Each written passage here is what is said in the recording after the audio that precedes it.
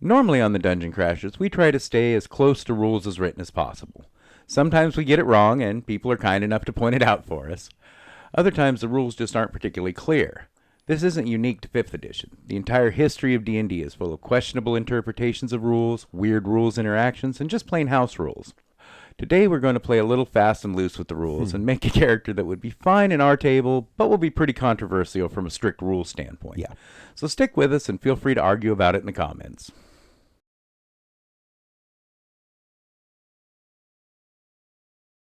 Hi everyone, and welcome to a subversive episode of The Dungeon Crashers. I'm Guy. And I'm Zapil. Before we get started, remember to like this video, subscribe to our channel, and turn on notifications so you don't miss any of our educational D&D content. As Guy said, the character we are making today is going to use a lot of the rules that aren't quite clear, or used to be clear, but the errata made them not, and some things that should work, but technically don't. Sometimes when we are unclear about something, we see what Jeremy Crawford has to say about it. He is the designer from Wizards of the Coast and answers questions on Twitter. A lot of the time what he says is useful, but sometimes he contradicts himself and other times he is just wrong. So we don't take anything to say he has as fact. At our table we stick pretty close to the rules as written, but we happily house rule anything that doesn't make sense or fit our own play style. The character we are making today would be fine in our game. It's not overpowered. In fact, it is probably less powerful than it would be if we just went levels 1 through 20 with either of the classes. It meets the rule of cool, which basically means it is fun and interesting and the DM will allow it, and it isn't all that different from the rules as written. We will point out the areas that either aren't technically legal or that depend on how you read the rule. Today's hero is going to be a high elf for a few reasons. The ability score bonuses work perfectly, the free cantrip will be great, and because one of the classes we are taking is Bladesinger. In 5th edition, any race can be a Bladesinger, but way back in 2nd edition, when it first appeared, it was just for elves and the occasional half-elf. So unless there's a good reason to be another race, we like to make them elves. High elves get a +2 bonus on dexterity and a +1 bonus to intelligence. They have dark vision out to 60 feet, their walking speed is 30 feet, they have Fey ancestry, giving them an advantage on saves against being charmed, and magic can't put them to sleep. Instead of sleeping, they trance, which allows them to get a long rest by meditating for 4 hours. High elves have keen senses, giving them proficiency with the perception skill, and elven weapon training, giving them proficiency with long swords, long bows, and short swords. They also know one wizard cantrip of their choice, and we are taking Ray of Frost for a useful ranged attack. They speak Elven, Common, and one language of your choice, and we are choosing Orcish. This character is going to be someone who hunts down the enemies of her people, so she should speak the languages of her prey. For the background, we are making our own and calling it the Avenger background. The Avenger is tasked with finding those who have wronged her people and bringing them to justice. This could be hunting down orc raiders that escaped the defenders, or tracking down a thief that stole a precious artifact, or even hunting down a traitor among her own people. We are using elements of the investigator background, but making some changes to suit the character. It gives the skills investigation and stealth, proficiency with thieves' tools, and one language of her choice, and she chooses Goblin, as they are also traditionally enemies of her people. The feature of the background is similar to the contact feature of the Urban Bounty Hunter, but instead of having seedy contacts among the underworld, you can find contacts that will provide you with information in any community with a significant elf population. Elves recognize the importance of your mission and will provide you with information if it doesn't expose them to personal risks and your mission doesn't act against their best interests. Using the point buy for ability scores, we put an 8 on strength. Like many elves, she is slender and graceful, lacking the brute strength of other races. We put a 14 on dexterity, making it 16 with the racial bonus. What she lacks in strength, she makes up with speed and precision. We put a 14 on constitution. Though she is small, she is fit and healthy. We put a 15 on intelligence, making it 16 with the racial bonus. Her keen intellect is the reason she is chosen to train as an adventurer for her people. We put a 10 on both wisdom and charisma. We would like more of both, but they aren't really necessary, and we don't have enough points for it anyways. Our hero sets out on her journey. She's been training for this for years, and finally her mentor has seen that she is mature enough and skilled enough to be given a task. It seems simple enough, but she's taking no chances. She dons her armor, carefully crafted of layers of fine leather reinforced with metal studs. She sharpens her court blade, a long, slender sword that a human would call a rapier. She also carries a pair of good sharp daggers and a dozen throwing darts. Although darts lack the range and power of a bow, they are easier to conceal and don't encumber her when she needs to crawl through goblin warrens or hide in the treetops. She begins play as a fighter, getting 2 skills from the fighter list, and she chooses acrobatics to reflect her training in natural grace, and survival, as she often must operate alone or with a small group of people for long periods of time. She has proficiency with all armor and weapons, as well as strength and constitution saves. First level fighters also get second wind, allowing them to heal 1d10 plus their fighter level and hit points once for short or long rest. She also gets to choose a fighting style, and she takes dueling style, giving her +2 damage on attacks with a weapon she wields in one hand, as long as she isn't holding a weapon in her other hand. She completes her quest, and though it proved more difficult than she expected, she prevailed and returned home triumphant. Her mentor praised her for her success and suggested that she spend some time in the study of magic to supplement her physical talents. Seeing the wisdom in this, she spends several years studying with her mentor and other elves skilled in the arcane arts. At second level, she becomes a first-level wizard. She gains 3 cantrips from the wizard list, and she chooses Firebolt as a second range attack spell that deals greater damage than Ray of Frost, but lacks the ability to slow an enemy. There are few enemies that resist both fire and cold damage, so she should have an effective attack against anything she encounters. She also takes Green Flame Blade, which will allow her to deal damage to an additional enemy when striking one with her sword, and at higher levels this will also deal additional damage to both enemies. Lastly, she takes Minor Illusion, which can accomplish a lot of things if used creatively. As a player, I've used it to create an illusion of a bookshelf to hide behind, create an illusion to make a door look like part of the wall, and make the sound of someone yelling and running to lure a monster away from the party. She gains Spellcasting, getting 2 first-level spell slots. Her casting stat is Intelligence, and the save DC for spells is 8, plus her proficiency bonus and Intelligence modifier. She's also a ritual caster and can cast any spell she knows with the ritual tag without spending a spell slot by extending the casting time to 10 minutes. She gains Arcane Recovery, allowing her to recover spell slots equal to half her wizard level rounded up when taking a short rest. She also may use an Arcane Focus for her wizard spells instead of any material component that lacks a gold piece value. Wizards are prepared casters and can prepare a number of spells equal to their wizard level plus their intelligence modifier, so 4 for now, and they must prepare these spells from among those they have in their spellbook. She has a spellbook that contains 6 first-level wizard spells. She chooses Detect Magic and Find Familiar. These are both rituals, so she won't need to prepare them, and a familiar can be very useful as a scout, particularly if it has a fly speed. Familiars can also use the help action to give her advantage in combat. She also takes Shields, Silvery Barb, and Chromatic Orb. The first 2 are powerful reaction spells that any wizard should have, but especially one that's getting into melee combat. Chromatic Orb is an excellent attack spell, dealing good damage and giving a range of damage types to choose from. She also takes False Life. She lacks healing ability other than her second wind, so having some temporary hit points can be a lifesaver. After completing her study of magic, she is once again given a mission. The mission, though challenging, isn't particularly important, and there are many elves in the community that could have accomplished it. She concludes that it must be a test, an opportunity to demonstrate her new mastery of magic.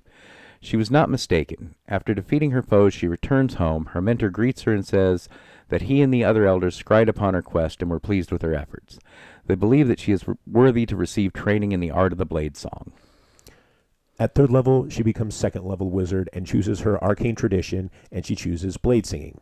As a blade singer, she gains proficiency with performance skill and also some weapon and armor proficiencies she already has from fighter. She also learns the blade song. A number of times per day equal to a proficiency modifier, she can use a bonus action to enter a blade song, which lasts for 1 minute or until she dismisses it, is wearing heavy or medium armor, or uses 2 hands to attack with a weapon.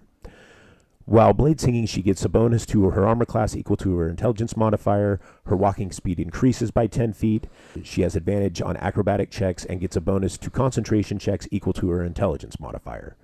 From her fighter level, she is proficient with acrobatics and constitution saves, so she will get a lot of benefit from these abilities.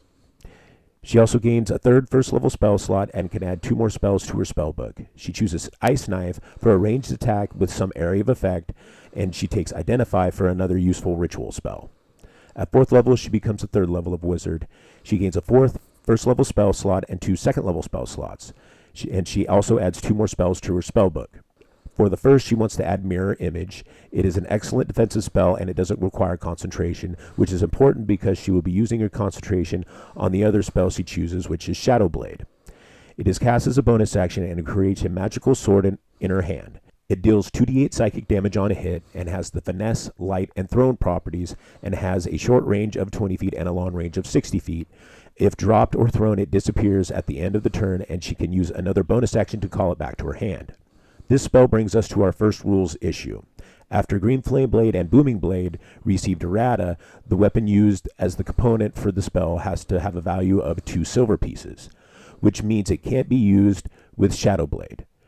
From what we are able to find out, that wasn't the intention of the rule change, just an unintentional consequence.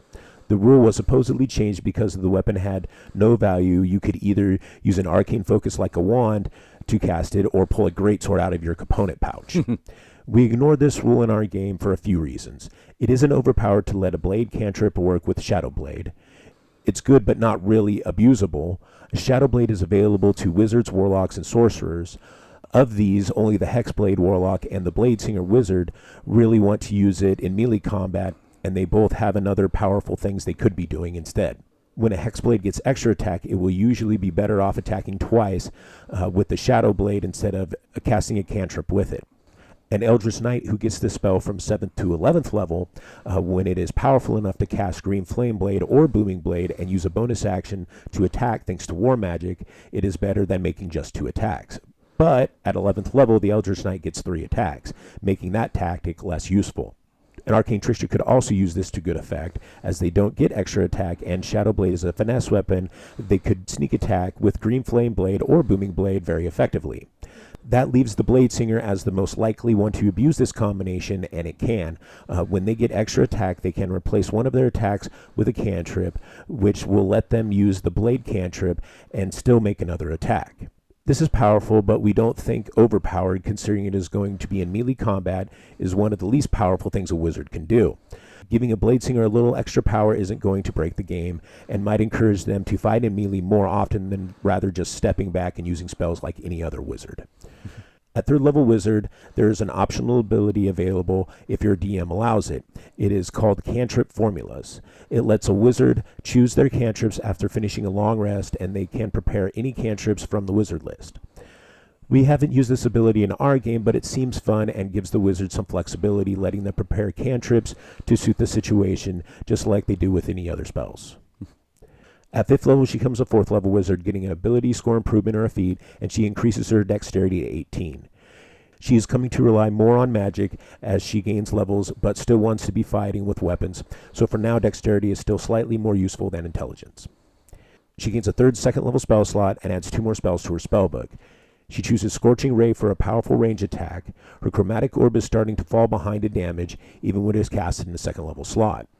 It might still be worth preparing to use against the fire-resistant enemies, but usually she can cast Scorching Ray instead. She chooses Knock as her 2nd spell. She has excellent dexterity and proficient with Thieves' Tools, but some locks might exceed her ability, and this will take care of that. We visualize this character as a solo adventurer, so she needs to be able to deal with locks and traps on her own. If she is part of a party, she could easily fill the part of a trap finder, lockpicker, etc. She has high dex and intelligence, proficiency with investigation, stealth, and thieves' tools, so is very qualified for the job. She also learns another cantrip. If using the cantrip formulas rule that we mentioned earlier, this just means that you can now prepare 4 cantrips instead of 3. However, if not using that rule, she wants to take Blade Ward. I'm sure some of you are thinking, are you joking? That cantrip is terrible.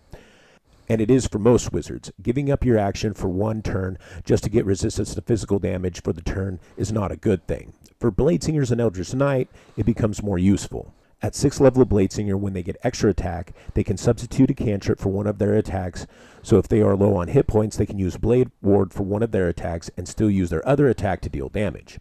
Eldritch Knights can do something similar using War Magic ability they get at 7th level. Since this is the last cantrip she will learn before 6th level of Wizard, she will need to take it now. Her cantrips also improve at this level. Ray of Frost and Firebolt gain additional dice of damage, and Green Flame Blade deals a 1d8 fire damage to the target and a d8 plus her intelligence modifier to the adjacent enemy. At 6th level, she becomes a 5th level wizard. She gains 2 third-level spell slots and can add 2 more spells to her spell book that can be of third level.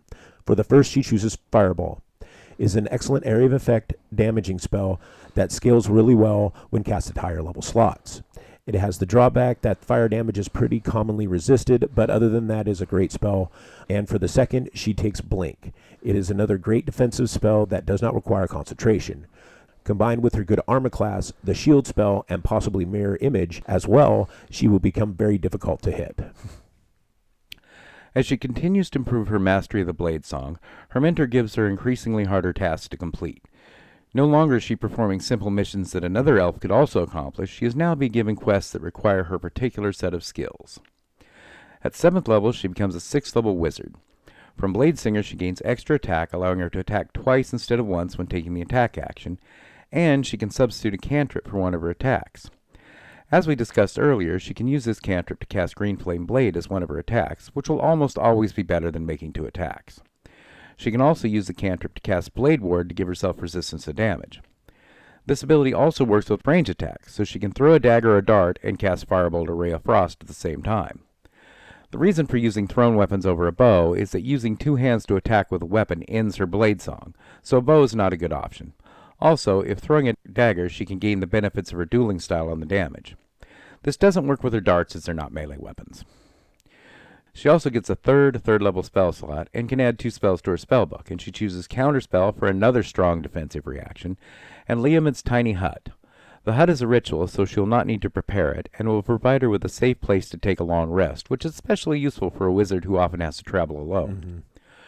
Her mentor assigns her to a mission that requires her to spend several years in human lands.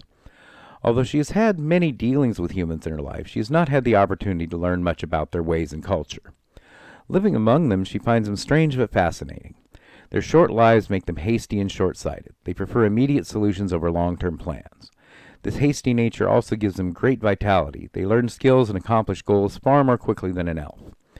Even though our hero is more focused and intent than most of her people, she still spends many years leisurely studying a thing and taking many breaks to pursue other interests. Humans, on the other hand, throw themselves into whatever they are doing and accomplish it really quickly. While residing in one human city, she meets a human warrior. He immediately fascinates her. Like a Bladesinger, he mixes magic and swordplay, but his training is very different from her own. He belongs to an order called the Eldritch Knights. Unlike Bladesingers, they are more focused on their weapons than their spells, but they learn to use what magical power they do have to make themselves deadly warriors. She becomes good friends with this human, and he teaches her about his art, and in return she helps him with his study of magic. At 8th level, she becomes a 2nd level fighter. She gains Action Surge, allowing her to take a second action on her turn, once per short or long rest. She can use this action to make 2 full attacks, which would give her 2 attacks with Shadow Blade and 2 attacks with Shadow Blade, boosted by Green Flame Blade. She could also throw 2 daggers or darts and cast 2 Firebolts or Ray of Frost. She could also cast one of her spells and follow it with a full attack. Even though this is only available once per rest, it's still very powerful. At 9th level, she becomes a 3rd level fighter, getting her martial archetype, and she becomes an Eldritch Knight. She learns 2 cantrips and 3 first-level spells, 2 of which must be Evocation or Abjuration. Unlike her wizard spells, these don't need to be in her spellbook, and she has them always prepared.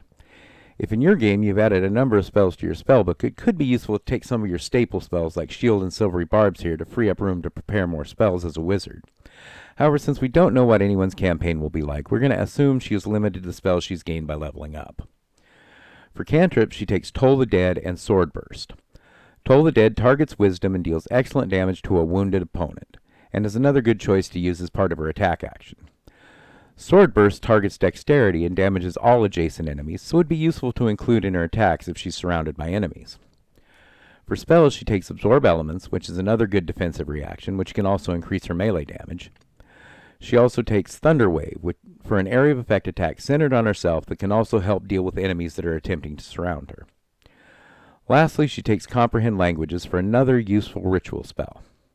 Eldritch Knights are not normally ritual casters, but since she has the ability from Wizard, she can if she has it in her spellbook. This leads us to another rules question. In our game, if she knows a spell, she can record it in her spellbook just by spending the necessary time and gold. But by rules, she would need to create a spell scroll of it, then copy it into her spellbook. This seems silly and unnecessary, so we ignore it. But if your DM feels otherwise, it probably won't be worth taking rituals as an Eldritch Knight, and perhaps take something like Magic Missile instead. Eldritch Knights also can't normally use an arcane focus and must have a component pouch. Our hero has the ability to use an arcane focus for her wizard spells. This brings another possible rules conflict. Eldritch Knights get their spells from the wizard list, so they should be considered wizard spells, and she can use an arcane focus for them. But some DMs might say that a wizard can only use a focus for spells they have as a wizard. If so, she will need to carry a component pouch or possibly get a Ruby of the War Mage that would allow her to use her weapon as an arcane focus, even as an Eldritch Knight. She also gains Weapon Bond, which lets her bond with 2 weapons, and when she does, she can't be disarmed of them, and as long as they are on the same plane, she can use a bonus action to call the weapon to her hand. This won't work with Shadow Blade, but can be useful should she need her rapier. She could also bond with a dagger, allowing her to throw it and then use a bonus action to bring it back to her hand, but this isn't the most efficient use of her bonus action. As a multi-class spellcaster, her spell slots will be different than a single-class caster. You'll want to use a table on page 164 and 165 of the player's handbook to determine the number and level of spell slots she has. At 10th level, she becomes a 4th level fighter, getting an ability score increase or feat, and she increases her intelligence to 18 to improve her spell attack and save DCs. This will also allow her to prepare 1 more spell as a wizard. She also learns another spell of 1st level from the Evocation or Abjuration schools, and she takes Alarm as another useful ritual. As we mentioned before, if your DM doesn't allow her to ritual cast Eldritch Knight spells, this probably isn't worth taking, and she should choose something else like Burning Hands. At 11th level, she becomes a 5th level fighter. Since she already has extra attack as a Bladesinger, getting it here doesn't help her, and she also doesn't gain any more spells or spell slots, so hit points is the only real gain at this level. Her cantrips improve again at this level, gaining an additional dice of damage. After completing her mission among the humans, she returns home, but continues to practice the art she learned among the humans, seeking to blend the power of the Blade Song with the humans' war magic. At 12th level, she becomes a 6th level fighter, getting another ability score improvement in her feat, and she takes the Fade Touch feat. This will let her increase intelligence by 1 point, and she learns Misty Step and a 1st level divination or enchantment spell, and she can cast each of them once per day without expending a spell slot. For the 1st level spell, she chooses Hex. This requires concentration, so it won't work with Shadow Blade, but it has a long duration and can be a good alternative to Shadow Blade if she needs to conserve spell slots. It also adds damage to things like her thrown weapons, attack roll cantrips, and spells like Scorching Ray, which don't benefit from Shadow Blade. At 13th level, she becomes 7th level fighter. From Eldritch Knight, she gains War Magic, which allows her to make an attack as a bonus action when she uses her action to cast a cantrip. This brings us to the next big rules question. In our home game and here on the Dungeon Crashers, we interpret that to mean when she uses the cast a spell action to cast the cantrip. That even came up in our Edgelord video, which we multi-classed a Bladesinger with a Profane Soul Blood Hunter. We focused on the Blood Hunter because we didn't believe the Bladesinger's extra attack would work with the Profane Soul's Mystic Frenzy. What we have discovered since is that isn't what the ability actually says. It says use her action to cast a cantrip, not use her cast a spell action. So casting a cantrip as part of her attack action should still count. This is a very controversial take on it, and we've seen people arguing both sides. But we think rules as written, we should still be able to take the attack action, use a cantrip as one of her attacks, and then use her war magic to make a bonus action attack. We think this isn't overpowered. It requires 6 levels of Bladesinger and 7 levels of Eldritch Knight before it'll work. And at that level, a single class Eldritch Knight will have had 3 attacks on an attack action for 2 levels, and a single class Bladesinger will have 7th level spells. This ability is very cool, and it does exactly what we want this character to do, but it isn't more powerful than a character of this level should be. She also gets another spell known that can be of 2nd level from the Evocation or Abjuration school, and she takes Dispel Magic to help deal with magical traps and to take down magical defenses used by enemy spellcasters.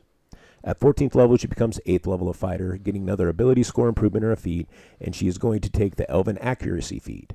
It will allow her to increase her intelligence to 20, and when she has advantage on attack rolls using intelligence, dexterity, wisdom, or charisma, she can reroll one of the dice for the attack. This can be incredibly powerful, but it also depends on how often she is able to have advantage on attacks. She also learns another spell known of 2nd level that can be from any school. If your DM allows Unearth Arcana, she should take Mental Barrier. It is a reaction she can take when making an intelligence, wisdom, or charisma save, and it gives her advantage on those saving throws until the start of her next turn, and resistance to psychic damage. It can be found online as UA66. If your DM doesn't use the Unearthed Arcana, a good choice would be invisibility. It requires concentration, so she probably won't be able to use it and fight, but it is great for when she needs to use her stealth. Having mastered incorporating the human's war magic into her blade song, she returns to her wizard studies. At 15th level, she becomes a 7th level wizard. She can now prepare 4th level spells and can add 2 spells to her spellbook that can be 4th level. She chooses Vitriolic Sphere as an alternative fireball that deals slightly better damage than a 4th level fireball and will hurt enemies that resist fire. She also takes Divination. It is an excellent information gathering ritual to add to her ritual collection. At 16th level, she becomes an 8th level wizard, getting an ability score improvement on her feat, and she improves her constitution to 16. The improvement to her hit points will be very helpful, and despite having excellent protection from attacks, she is still a melee character and will be taking hits. Improving her constitution savings throws, including concentration checks, will also help her a lot. She can add 2 more spells to her spellbook, and she wants Dimension Door for useful mobility that is good for escapes, ambushes, and avoiding obstacles. She also wants Ralatham Psychic Lance, which is a good ranged spell attack that deals psychic damage, but its more important function is a creature that fails its save is incapacitated until the start of your next turn. In our game, we found that incapacitating an enemy, even for 1 turn, can completely change the odds of a battle in favor of the party, either by neutralizing the boss monster for a turn or holding off one of its minions. Now she's become a leader among the Avengers of her people, and is given the most challenging targets. She has begun mentoring young Avengers herself, and teaching them the human arts of war magic alongside the Elven Blade Song. At this point in the build, there are 2 directions to go with it. Finishing the build with Eldritch Knight will get a 3rd attack, which combined with the Bladesinger's extra attack ability and war magic, will be extremely powerful, but won't be gained until 19th level. And she will also get more hit points, a use of Indomitable, and Eldritch Strike.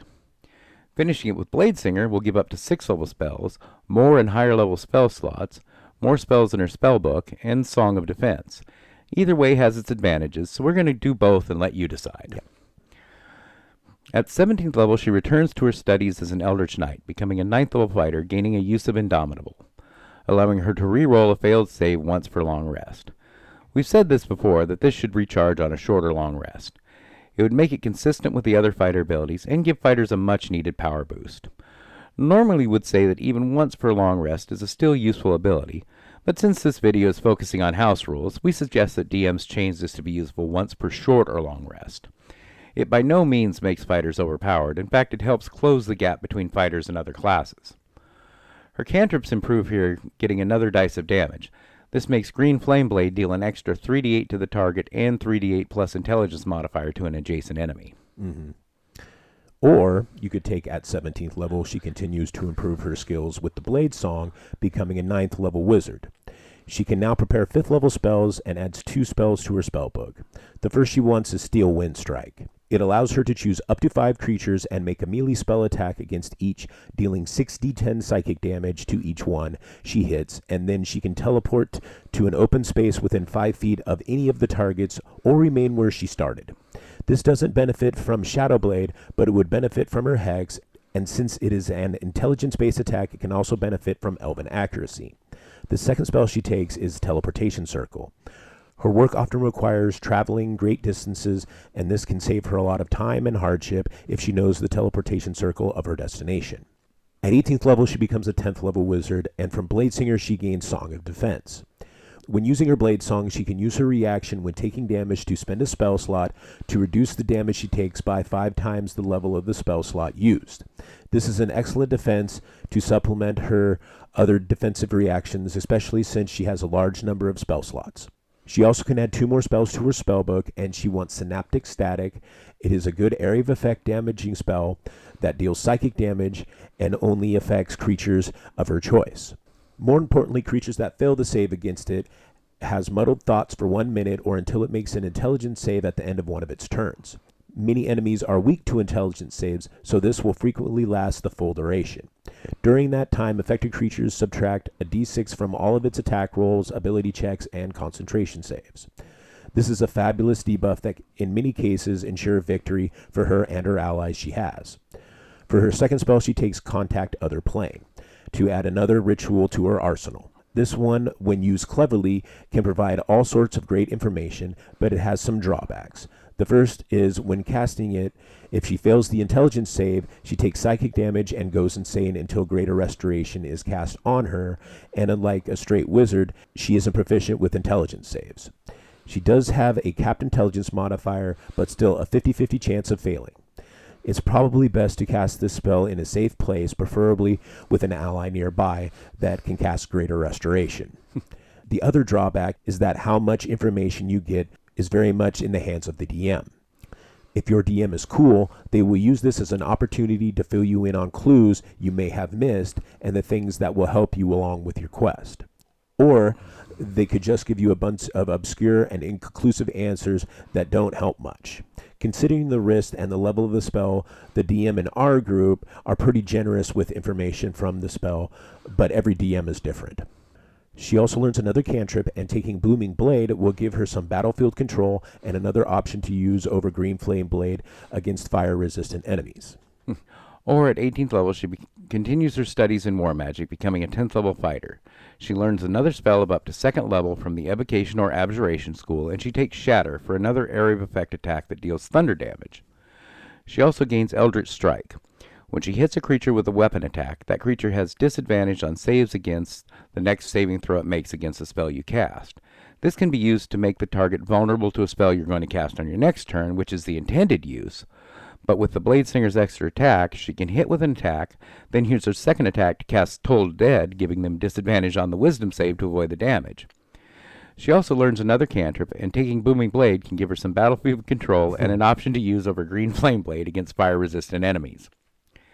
At 19th level, she becomes an 11th level fighter, getting improved extra attack, now making 3 attacks instead of 2 when taking the attack action. This brings us to yet another rules question. The Bladesinger extra attack says you can replace one of those attacks with a cantrip. Now this seems that it should work the same when making 3 attacks using the fighter's improved extra attack, which is still just called extra attack. But I have seen people online claiming that you have to choose either to make 3 attacks with the fighter's extra attack or 2 with the Bladesinger's, and 1 can be a cantrip. This seems like a really silly interpretation. First of all, there isn't anything distinguishing one instance of extra attack from another, and it also doesn't accomplish anything. This character making 3 attacks and using one of those attacks as a cantrip is certainly good, but it's also something that can't be done before 17th level at the earliest, so it's not overpowered in any way. Even adding in the bonus attack from War Magic doesn't make it an unreasonable thing for a 17th level or higher character to do. Right. She also learns another spell from the Evocation or Abjuration school that can be up to 2nd level. There aren't really any spells from these schools that she needs and doesn't already have, but Earth Tremor from the 1st level is an interesting choice. It makes the ground within 10 feet difficult terrain, which can be useful. It also deals damage to enemies in that area, and they must make a dexterity save or being knocked prone. The damage isn't impressive, even cast in higher level spell slots, but knocking multiple enemies prone can be a powerful effect in the right situation. It may not come up often, but when the opportunity presents itself, it can get a lot of value out of a 1st level spell slot. Mm-hmm. Another option is Rhyme's Binding Ice, which is a solid area of effect attack that can also immobilize enemies. Yeah. Or, at 19th level, she becomes an 11th level wizard. She can now prepare 6th level spell slots and adds 2 spells to her spellbook. For the first, she wants Disintegrate. It is one of the best single target damaging spells there is, and it deals force damage, which isn't often resisted.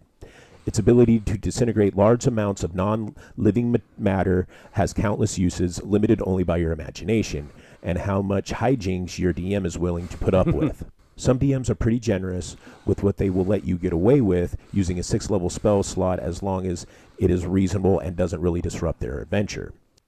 For the second, she wants Mass Suggestion. It has a duration of 24 hours and doesn't require concentration, and it is another spell that can accomplish a lot of powerful things, and depending on your creativity and how patient your DM is with your shenanigans.